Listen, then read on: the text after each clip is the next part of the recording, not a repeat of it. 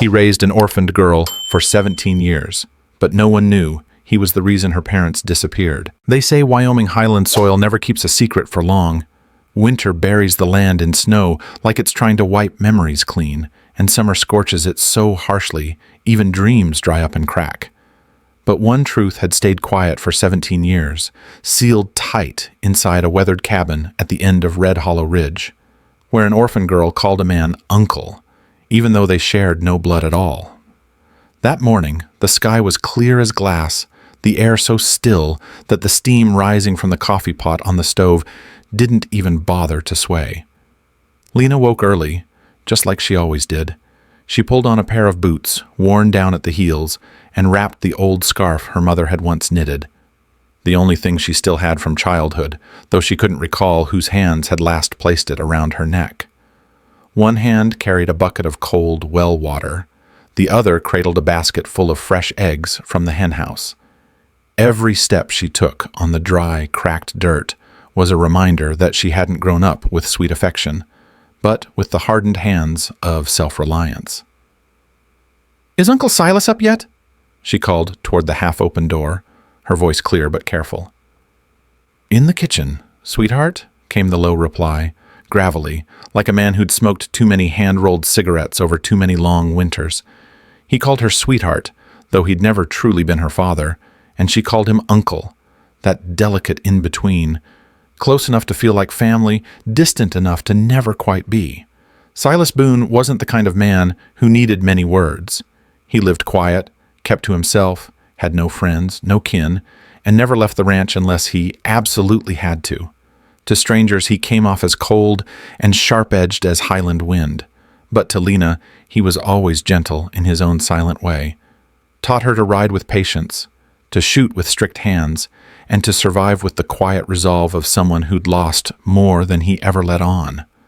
No one in town ever asked why a man like Silas had taken in an orphan girl with no known kin. No one questioned why he gave up a supervisor's job at the silver mine to build a small ranch way out where the hills swallowed sound. Some said he'd once been a mercenary. Others whispered he did something awful in Silver Creek. But to Lena, he was simply the man who pulled her from a damp crib in a forgotten orphanage, back when she didn't even know what a lullaby sounded like. And yet, something in the way Silas stared off into the distance while sipping his morning coffee always unsettled her. Like he wasn't seeing the fields or the fences, but something far past the hills, buried deep where memory turns to shadow. Whenever she asked about her parents, he didn't get mad. He didn't fumble for words. He just fell silent. The kind of silence that isn't clumsy or cruel, but raw, like a wound that never really healed. Not loud enough to scream, but too deep to ever truly close. Eventually, Lena stopped asking. Over time, she got used to remembering her parents only through faded papers and scattered stories from passing lips.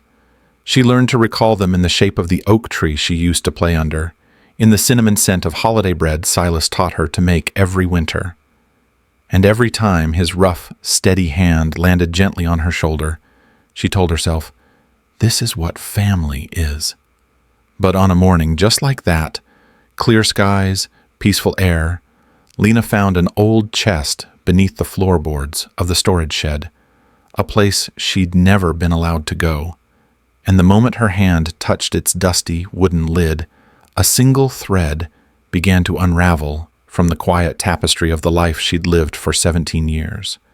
She didn't know it then, but truth was already slipping out of the dark, like a cold wind sneaking in through a door left slightly ajar. There are places in a house folks just don't go, not because the door is locked, but because the silence behind it hangs heavy as stone. For Lena, that place was the cellar behind the old grain shed. Silas had only ever mentioned it once, in a voice not loud but firm enough to close the matter. "Just old broken things in there, nothing for a girl to be poking around in." And yet, that morning, the one after a long night of rain, with the porch roof dripping and the barn still damp with the scent of wet hay, Lena noticed the small wooden door to the cellar had blown open. Strange, since she'd never seen it ajar. Stranger still, the rusted iron latch hadn't been fastened. Part of her wanted to shut it quick, pretend she'd never seen a thing. But another part, the one that had always wondered why Silas avoided any talk of her parents, slowly reached out and pulled the door open. The wooden stairs creaked under her boots, each step groaning like it remembered things best left buried. The air was thick with mildew, sharp and sour like a memory no one wants to stir. The flame of the oil lamp she carried swayed with her heartbeat, anxious, uneasy, and oddly enough a little excited. In the far corner of the cellar sat an old chest, blanketed in a thick coat of dust like no one had touched it in decades. The wood was faded, the carving simple, with no lock, just a simple latch that Lena unfastened with 2 trembling fingers. Inside were a few small items, a handkerchief stitched with the initials GH, an unused tin of bullets, and a bundle of papers tied with worn leather string. On top lay a faded photograph, its corner torn but the faces still visible, a man with curly brown hair, a woman resting her hand on her belly, and behind them the back of another man, whose broad shoulders, dark hair, and leather-rimmed hat looked so achingly familiar it took her breath away. Lena sat down on the cold floor, clutching the photo as if afraid it might slip away. She'd never seen a picture of her parents before, but somehow, instinct deep in her bones, she knew this was them.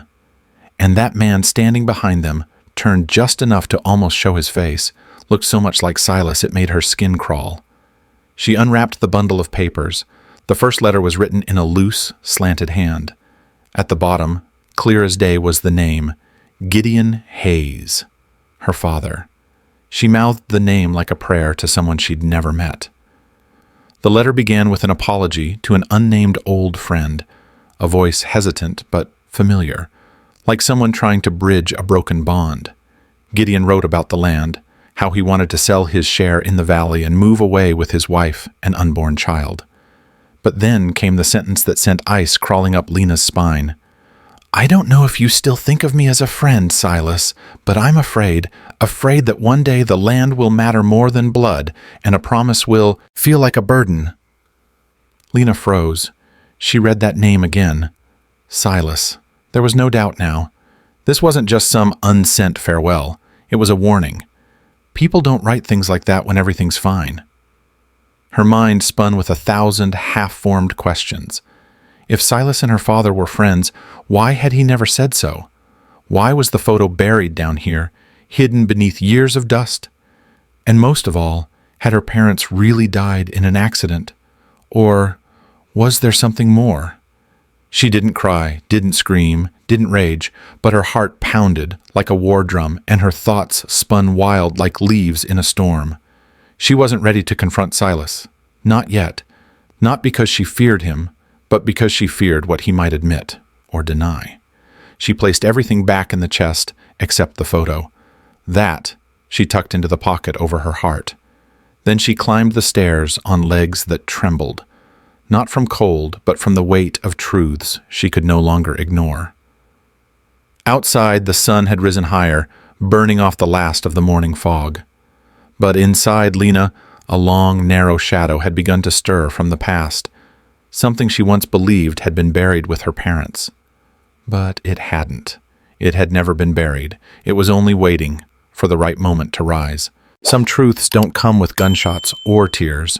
They hide in faded ink on old paper, waiting for someone brave enough to read them. Lena never thought she'd be that kind of person, but ever since the night she snuck into the cellar and quietly took the photo and the letter signed Gideon Hayes, sleep had stopped being a safe place. The next morning she told Silas she wanted to head into town for supplies, the first time she'd ever gone alone. He didn't ask many questions, just nodded, told her to grab extra ammo for the rifle. This time of year, wolves tended to roam. The wagon wheels creaked and rattled over the dry, yellowed grass of the valley, and with each turn, Lena felt like she was riding further away from a life that had once seemed so solid, a life she was beginning to realize might have been painted over with someone else's truth. For the first time, she felt like a stranger in her own story, as if she'd been living in another person's house, under a name she never fully understood. When she reached town, she headed straight for the county records office, a dusty, quiet place that smelled of damp paper and old ink. The clerk was a bald man named Marvin, who wore spectacles on a chain and frowned every time someone opened their mouth. But the moment Lena said the name Hayes, his eyes flicked up with something close to recognition. Hayes? Huh. Gideon Hayes? Ain't heard that name in a long while, he said, thumbing through ledgers thick as Bibles. He used to co-own a big parcel out east of Red Hollow with Silas Boone. Lena held her breath, her heartbeat so loud it echoed in her ears. But then, Marvin furrowed his brow, tapping a small note in the margin. Transfer of ownership, one-sided, no reason given, dated October 3rd, 18 years back. Lena gripped the strap of her satchel. That was the exact time her parents had supposedly gone missing in a rock slide, the same vague story Silas had once mumbled before brushing the topic aside.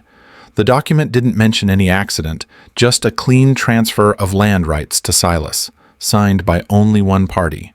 No signature from her father, no death certificate, just a transaction. So smooth it felt suspicious. Stepping out of the records office, the noonday sun burned against her skin. But inside, Lena felt chilled, like she'd just walked into a cave with no way out. She wandered down the street toward the little tavern on the edge of town, a place where old ranch hands still gathered, nursing whiskey and memories. One of them was Buck Rollins, who'd worked for Silas back when Lena was just a toddler. He sat in the corner with a wooden mug in his hand, hair white as ash, but eyes still sharp, like a man too stubborn to die. When he saw Lena walk in, he smiled, the warm smile of an old man who remembered your name. Well, I'll be. You've grown, little orphan girl. Last time I saw you were dunking dolls in the horse trough. I need to ask you something, Lena said, sitting down across from him. Her voice was low, like she didn't want the wind to hear. About my parents. About Mr. Hayes. Rollins's smile faded. He took a slow sip from his mug, then studied her. Really studied her. Like he was weighing whether to reopen a chapter long buried. Finally he sighed. You know, sweetheart, folks come out of rock slides, out of war, out of heartbreak. But not all survivors are innocent. Lena froze. He hadn't accused anyone, hadn't said a name, but his words cracked through the air like a warning shot, not meant to kill, just to make sure you were paying attention. She left the tavern with her stomach in knots, like someone had dropped a stone in the bottom of a well she thought was clear, only now realizing it had always been muddy down there. Rollins's words rolled through her mind again and again. Not all survivors are innocent. Silas was the only one who'd come back. Her parents hadn't. And now, for the first time in her life, Lena began to question everything he'd ever taught her to believe, even the most sacred thing of all, the meaning of family. Some stories seem buried under the dust of time until a strange wind blows just right, and suddenly the air reeks of something sour that was never truly spoken aloud. Lena didn't know what led her feet to the far end of that red dirt road that day. She only knew that something in her chest kept whispering, if anyone still remembers my parents, they'll be here, among these weathered wooden houses where old names haven't yet been forgotten. Her name was May Whitlow, an old woman someone at the saloon had quietly called that witch who fears nothing except the past. Lena knocked on her door at high noon, the sun hanging hot overhead. The door creaked open, revealing a pair of aged eyes sharp as a razor's edge, staring straight into hers. "You're the Hayes girl, ain't you?" the woman asked, voice steady but heavy with years. "Yes, Lena," she replied quietly. "I want to ask about my mother. You knew her, didn't you?" May didn't answer right away. She slowly stepped aside, poured mint tea into a chipped porcelain cup, and sat down in a rocking chair across from the cold fireplace. The fire wasn't lit, but the memories inside the room burned like stirred embers. "Little Elizabeth," May murmured, eyes staring off into a distance only she could see. "She was gentle as spring rain, loved your father like he was the sun itself, and when a person pours all their trust into someone, betrayal can cut deeper than any blade." Lena swallowed hard, her chest tightening. "Do you know what really happened? The truth?" May was silent for a long time. Then she nodded, just once. Her voice changed, slower, heavier, like each word tugged open an old wound. Your parents didn't die in any accident, sweetheart. They left that night, after a fierce argument with Silas. I don't know exactly what was said, but the three of them were so angry they wouldn't even look at each other. Elizabeth was crying. Gideon took her by the hand and walked out the front door, suitcases in tow. They planned to leave this town for good. Lena shook her head gently but said nothing. May went on. It rained hard that night. Next morning, Silas came back alone. His clothes were dirty, hands scratched up. There was blood on the collar of his shirt. He said they'd been caught in a landslide on the northern trail. Said it was sudden. Said they didn't make it. No bodies were found. No search party was sent. Just his word, and a look that dared anyone to question it. Outside, the wind rustled the loose shutter. Inside, Lena sat frozen like stone. Did you go to the sheriff?" she asked, trying to keep her voice calm. May nodded, then shook her head. "I meant to. I truly did. But one night, someone shattered my window with a bullet. Left a dead owl on my porch. I got the message. He didn't need words to threaten me. He made me understand in his own way." Lena bit her lip until it bled. Her hands trembled so hard she nearly spilled the tea. Part of her wanted to ride back to the ranch that instant, to demand answers, to scream, to tear the truth from the mouth of the man she'd spent her whole life calling uncle. But another part, the one that was colder, calmer, told her, "Not yet. Not when you still don't know everything." Maybe he didn't kill them," Lena muttered, more to herself than to May. "Maybe it really was an accident." May didn't agree, but she didn't argue either. She just looked at Lena with the weary eyes of someone who'd seen too many lies and knew there was little she could do to stop them. "Child," she whispered, "sometimes when there's blood on someone's hands, it don't matter if they held the knife, only that they're the one who came back." Lena left that house with her legs cold and her mind spinning. The truth she had searched for, the one she thought would bring her peace, now made her sick to her stomach. Was she angry? Yes. Was she shattered? Absolutely. But strangely enough, she still couldn't say for sure what had happened, because sometimes the clearer a story gets, the more it blinds you. Sunsets in Red Hollow always carried a strange kind of light. Not warm, not exactly cold. It burned red like a dying fire, slipping into every crack in the barn roof, every split in the porch wood, like the world around her was reflecting the last light of a day when someone was about to lose something important.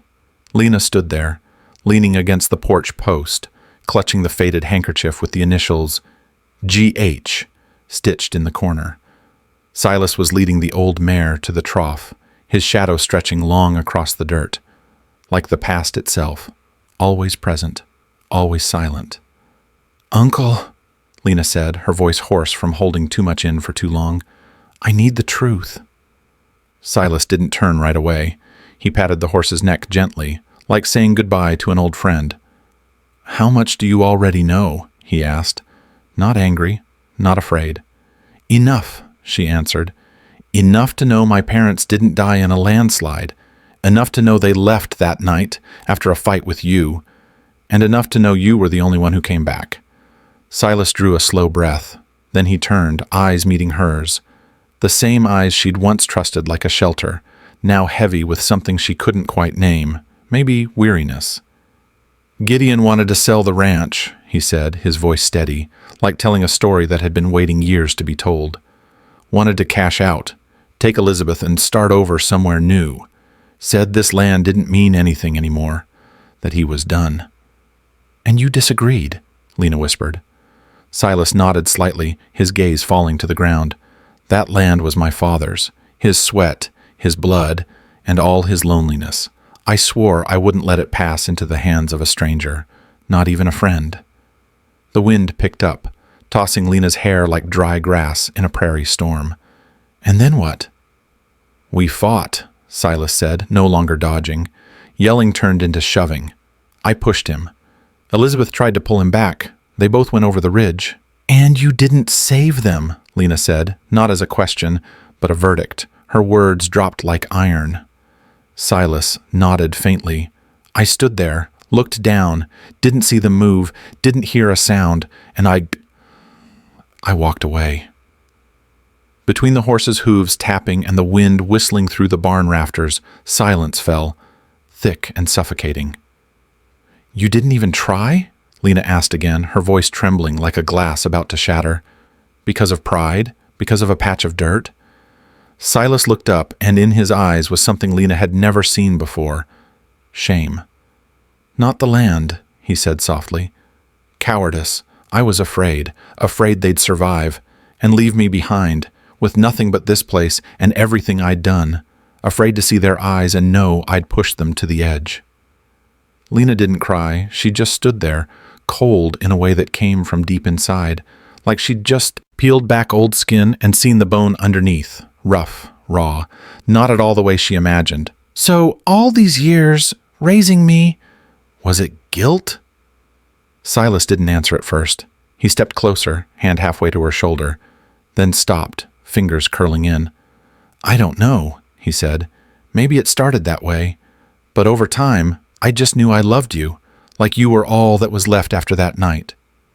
Lena turned her face toward the hills, where the sun was sinking, slow and final. And for the first time she understood. Truth doesn't come in black or white. It bleeds in shades of gray, the color of dried blood, hard to wash, harder to forget. She couldn't forgive, not yet, but she also couldn't hate him like she had, because now the chasm between them wasn't just truth. It was the cost of a love that had never been clean, but had been real. And in that sunset, with a horse snorting beside them and wind rustling the thatch above, something inside Lena cracked, but didn't break. She knew she was no longer Silas's little girl, but she was no longer the orphan who didn't know where she came from either. Folks in the West used to say, what's buried deepest ain't in the ground. It's in the person you'd least expect. And for Lena, the biggest truth in her life wasn't hidden in an old chest, or buried in some cellar, or even in Silas's dry confession. It was right there, hanging from her neck, something she'd worn for 17 years without ever once suspecting. The locket was small, oval-shaped, tarnished with time. She'd worn it since she was a barefoot little girl chasing chickens, all the way to when she could ride like a ranch hand and shoot straighter than most men. Silas had said her mama left it with her at the orphanage. Lena had never opened it, partly because she figured there was nothing inside but a faded photo, and partly because it felt too familiar to question. But after facing Silas, after hearing a truth that came neither how she'd hoped nor how she could deny, Lena returned to her room, her hands trembling as she unclasped the chain from her neck. For the first time in her life, she let herself ask the question she thought had long gone cold. If Mama knew everything, did she leave something behind? The locket clicked open with a soft snap, like the dry crack of a twig underfoot. Inside, not just a photo, though there was one, her parents smiling wide under the spring sun, but behind it, folded small, pressed tight against the back, was a slip of paper. Lena's fingers were slick with sweat as she opened it. The handwriting leaned slightly, soft and hurried, yet still careful, unmistakably her mother's. My dearest Lena, if one day you're old enough to uncover the truth, I just want you to understand this. Forgiveness is not forgetting the past. It's how you carry on without letting the pain carry you. Some people hurt others not out of cruelty, but because they are weak, because they don't know how to do the right thing, especially when the right thing costs them everything. If you can, forgive. Not because they deserve it, but because you deserve peace, because sometimes the one left behind carries more than guilt. They carry the weight of survival. Lena read it again, then again. Each word seemed to weigh differently in her chest, like sweet aching stones dropped into her heart. There was no anger in the letter, no condemnation, no instructions. Just one thing, a choice. This twist didn't come with a bang or a gun pulled from the shadows. It came with a question no one else could answer for her. Would she forgive or punish? She sat quietly on the edge of her bed, the locket resting in her hand, bathed in the red-orange glow of a sunset spilling through the window, like the last flicker of a dying campfire. She thought of her parents, of a death without justice, without witnesses, without a grave. She thought of Silas, the man who hadn't saved them, but had raised her. And she thought of herself, a once orphaned girl now old enough to carry not just memories, but decisions. Her mother hadn't begged her to forgive. She had merely opened a door. And in that small grace, Lena understood something for the first time. The letter wasn't a plea. It was a gift, a handing over of power. Forgiveness didn't mean forgetting. It didn't erase pain, but maybe it was how you kept the past from chaining your present. She didn't get up. She didn't storm out of the room with words of pardon or accusation. She just sat there, fingers curled around the letter, eyes closed, as if trying to hear her mother's voice, the voice of the woman in the photograph, the woman who had left behind not just blood in her veins, but a choice. And in that stillness, Lena understood. Truth doesn't set you free. How you face it does. The next morning, the usual chill of Red Hollow was absent, but inside Lena's chest, something still clung like mist that hadn't burned off. She rose before the sun, quiet, in the way someone leaves not because there's no place to stay, but because there's no longer a place that feels like home. No dishes clinking in the kitchen, no Silas clearing his throat, calling her down for cornbread. Just the wind pushing through the cracks in the windows, carrying the damp scent of grass and the ashes of things left unsaid. Lena slipped on her old leather coat, tied her hair back with a frayed cloth ribbon, and stepped out the back door. Before heading to the stable, she paused by the fence, the one where she and Silas once watched sunsets shoulder to shoulder, where he taught her to tie knots, where they laughed over a rooster kicking a ball into a basket. Those memories were still there, untouched, but now they wore the shape of grief wrapped in a faded wool blanket. Her horse, Midnight, stood patiently near the gate, big eyes glossy, as if he understood they were leaving behind something that once felt permanent. Lena stroked his neck, secured her bag to the saddle. She packed only what mattered: water, dry bread, a length of rope, and the silver locket that had quietly undone her whole life. She didn't leave a letter, didn't write a note. Some goodbyes can't be carried in ink. She looked back at the house one last time, a shelter once, now a cell for memory. And on the porch, Silas sat, already waiting. When he'd come out, she didn't know. But he was there, just as he'd always been. A long shadow cast by early sunlight, thin and silent, like the guilt he'd carried all these years. He didn't speak, didn't ask, didn't beg. He just looked, not with tears, not with pleading, but with the steady gaze of a man who knew the debt was due. And this debt wouldn't be paid with blood or bars, but with the loss of the only person left who once called him uncle. Lena met his eyes. For a moment she wanted to speak. Anything. One word to bridge the gap, but the words wouldn't come. She knew. If she stayed, she would no longer be herself. And if she left, nothing would ever be the same. Still, some roads, once you step onto them, don't let you turn back. Midnight pawed at the dry dirt. Lena gave the faintest nudge, and they moved forward. Down the trail, out of Red Hollow. Past the bare oaks, past the grass once stained in blood, past the identity of a girl who thought she knew where she came from. Now forced to redefine who she would become. Behind her, Silas remained. Wind tugged at his worn shirt, stirred his silver hair. And in his eyes, eyes that had once held silence, then hope, now rested only surrender. Not the weak kind, the kind that comes when a man finally looks at what he's done and knows there's no undoing it. Lena didn't look back again. Not every ending comes with a hug, an apology, or a tear. Sometimes the ending is when someone walks away, and the other has no right to stop them.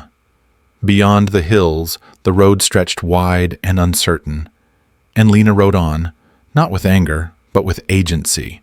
A beginning born from an ending left unfinished. Because sometimes, justice doesn't sit in a courtroom. It rides on the shoulders of those brave enough to walk away.